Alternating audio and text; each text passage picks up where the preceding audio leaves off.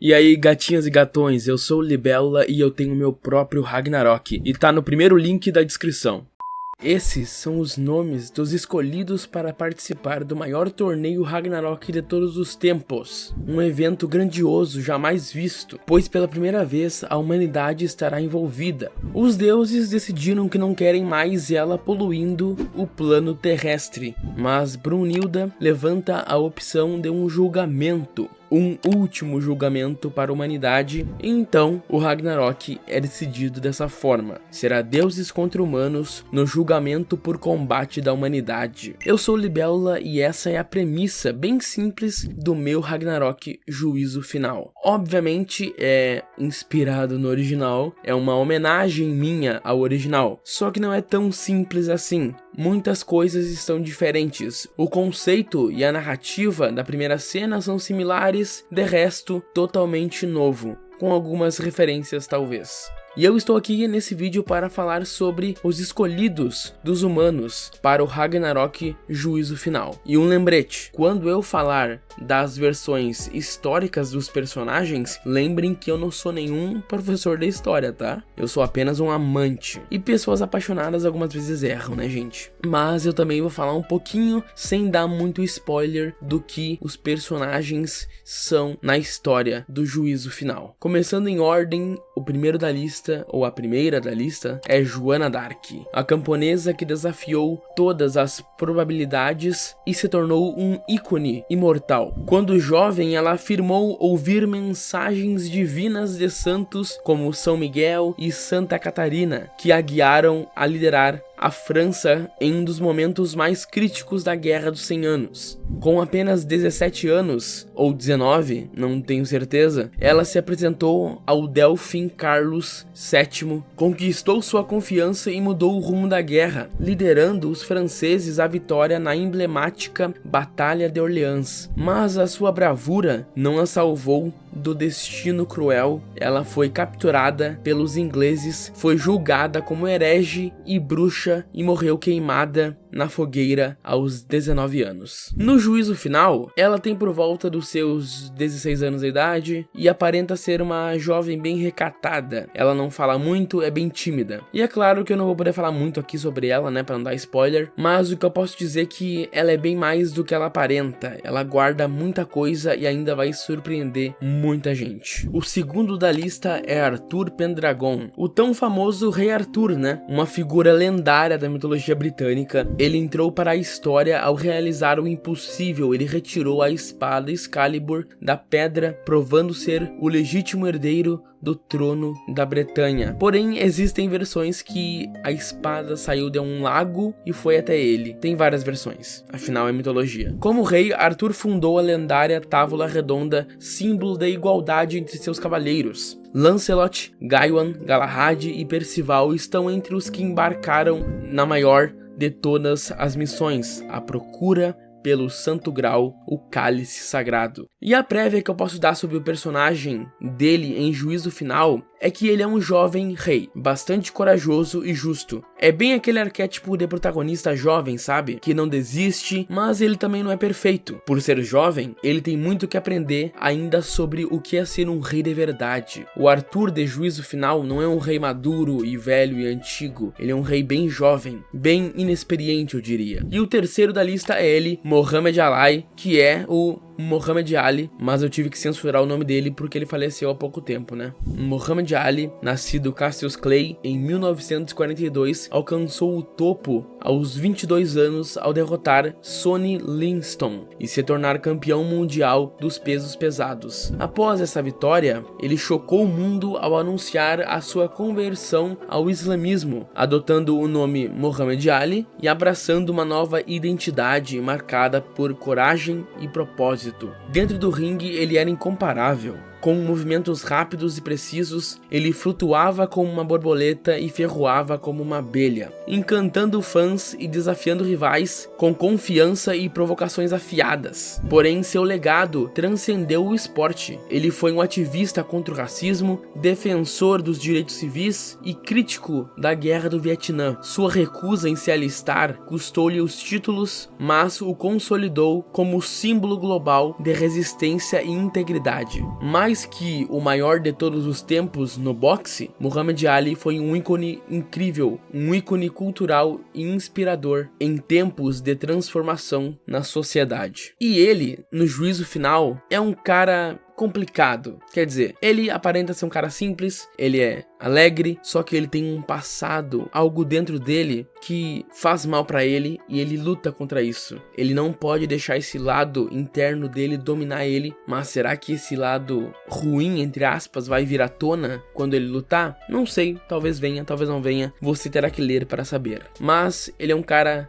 aparentemente bom, gentil, justo, porém ele tem aquela sagacidade e ele também tem segredos. E o número 4 é Maria Bonita. Sim, a Maria Bonita. Nascida em 1911 na região de Paulo Afonso, na Bahia, ela desafiou todas as convenções da sua época para se tornar uma figura lendária no movimento do cangaço. Maria Bonita foi mais do que a companheira do Lampião, o rei do cangaço. Ela foi a primeira mulher a integrar um grupo cangaceiro, abrindo caminho para muitas outras. Em 1930, Maria Bonita tomou uma decisão ousada. Abandonou o marido para seguir ao lado de Lampião. Juntos eles formaram um casal pique Bonnie e Clyde que simbolizava tanto o romance quanto a resistência em meio à aridez do sertão nordestino. Embora não participasse diretamente dos combates, Maria Bonita tinha um papel crucial. Ela cuidava da logística, garantia o bem-estar do grupo e se tornou uma referência dentro do cangaço. Mas no Ragnarok, juízo final, ela é bem diferente, para dizer o mínimo. Essa daqui era a versão dela antigamente, na primeira versão da minha história, na primeira versão desse meu Ragnarok de fã. Mas eu achava ela muito blasé,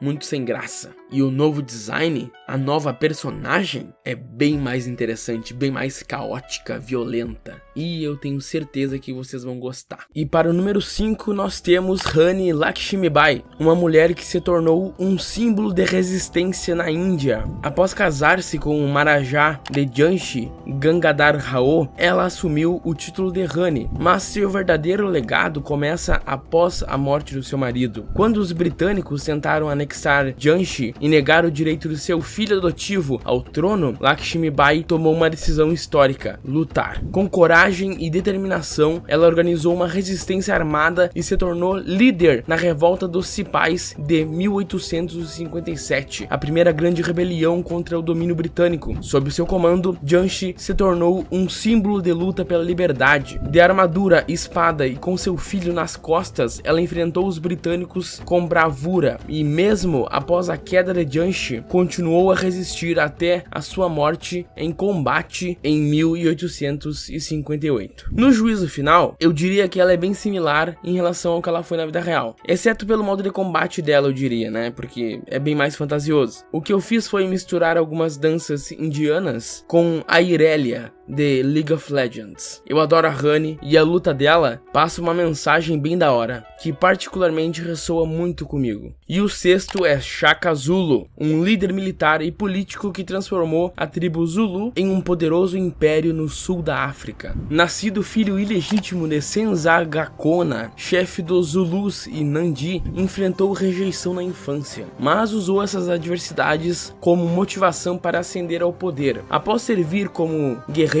na tribo Metetawa, eu tô pronunciando tudo errado, esses nomes africanos, esses nomes russos que eu vou falar, esses nomes indianos, então me perdoem. Tribo Tetawa, Shaka se destacou por suas habilidades militares. Em 1816, após a morte do seu pai, ele assumiu a liderança dos Zulus e implementou reformas que revolucionaram as táticas de guerra. Introduziu a assegai, uma lança curta, e criou a formação Chifre de Búfalo, que cercava e destruía os inimigos. Ele também impôs uma disciplina rigorosa em seu exército e expandiu seu território com campanhas bem-sucedidas. Sob seu comando, o reino Zulu cresceu significativamente, tornando-se uma força dominante. Seu período de conquistas é conhecido como Mfecane, quando muitos povos foram deslocados ou assimilados. Zulu no Ragnarok, juízo final, ele é um cara bem durão, eu diria. Um cara que vive por poder. poder, força, isso é tudo pra ele. Ele é um dos humanos que tu vai olhar e pensar, cara, eu não sei se eu quero torcer pra esse cara, ou eu tô muito feliz que esse cara tá do nosso lado. Ele é brutal. Número 7 é ela, Lyudmila Pavlichenko. A Senhora Morte foi uma atiradora soviética e uma das mais bem-sucedidas atiradoras de elite da história. Com 309 mortes de nazistas confirmadas durante a Segunda Guerra Mundial, ela é braba. Nascida na Ucrânia, ela se destacou em competições de tiro esportivo antes de se alistar no Exército Vermelho, após a invasão alemã de 41. Durante a guerra, lutou nas batalhas de Odessa e Sebastopol, onde demonstrou habilidades excepcionais, tornando-se uma figura propagandística importante para a União Soviética, mesmo não sendo russa. Em 42, após ser ferida, ela foi retirada da linha de frente de batalha e enviada em missões diplomáticas aos Estados Unidos, Canadá e Reino Unido. Após a guerra, ela trabalhou como pesquisadora e historiadora. Ela recebeu honrarias como a Ordem de Lenin e o título de Herói da União Soviética. Sua vida é lembrada como um símbolo de coragem e determinação na luta contra o nazismo. Ela é uma das minhas figuras históricas favoritas do mundo inteiro, cara. E, na minha história, Juízo Final, ela é o que podemos dizer fria e calculista, talvez? Ela é bem na dela, é uma pessoa competente que faz seu trabalho de maneira excepcional. E assim como a Maria Bonita, ela tinha um design bem...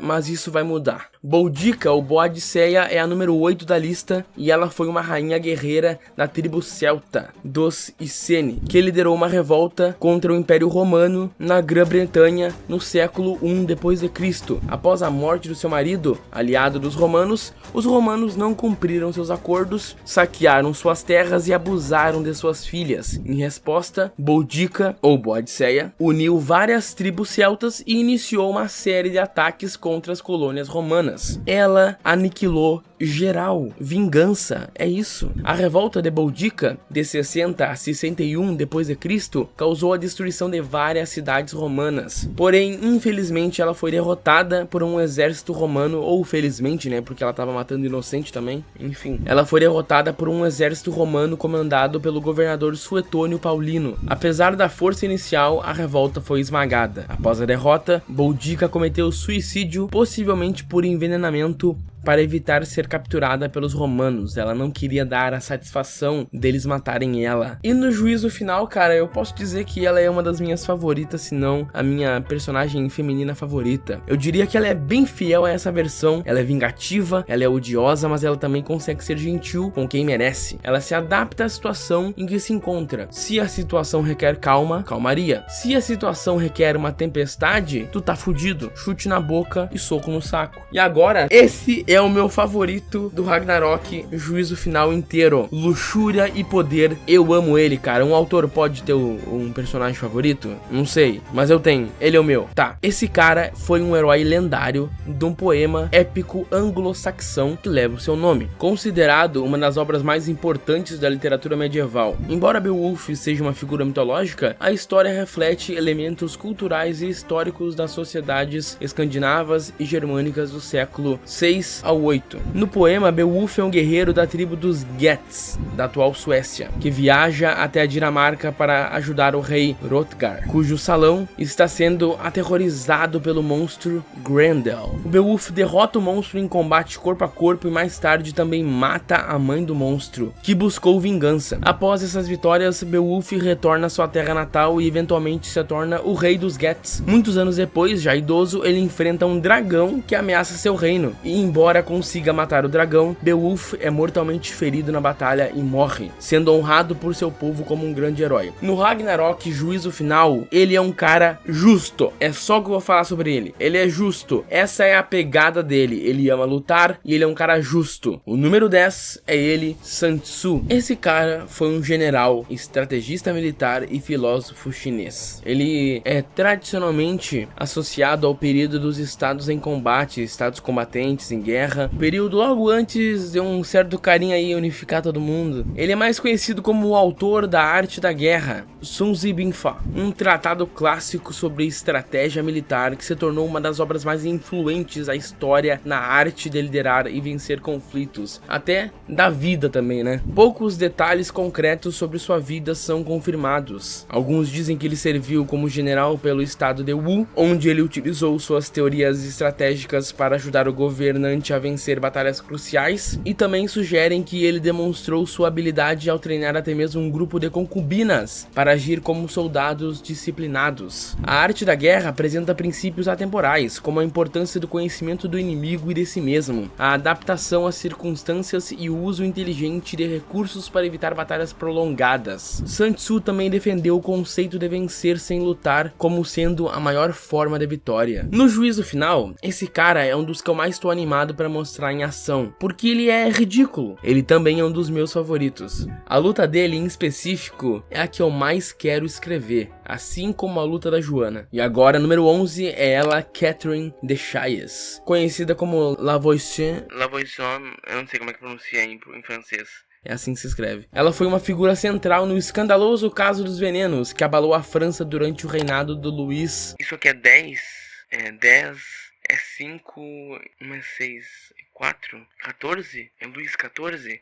Alquimista, cartomante e criminosa, ela liderou uma rede de bruxaria e assassinatos que atendia nobres e aristocratas. Oferecia poções, rituais e venenos para resolver problemas de amor, poder ou eliminar rivais. Além de realizar missas negras, supostamente envolvendo sacrifícios humanos. Cara, ela é cabulosa. Com seu carisma e habilidades ocultas, Catherine ganhou a confiança de clientes poderosos, alguns ligados à corte real. No juízo final, cara, ela é uma das mais misteriosas. Suas habilidades são bem diferentes dos outros humanos. Ela é única, é uma personagem bem enigmática, vocês vão gostar bastante dela. E a número 12 é, claro, outra mulher, outra Catarina a Grande. Essa daí foi a imperatriz da Rússia de 1762 até a sua morte, e é considerada uma das governantes mais importantes do país. Ela se casou com Pedro III e derrubou o cara com um golpe de estado, assumiu o trono, e é isso. Durante seu reinado, ela inspirou-se nos ideais do iluminismo para modernizar a Rússia, promoveu reformas administrativas, incentivou a educação e as artes e fundou instituições acadêmicas na Rússia. Ela foi uma patrona da cultura e se correspondeu com filósofos como Voltaire. Apesar disso, reforçou a servidão para manter o apoio à nobreza. Ela expandiu significativamente o território russo,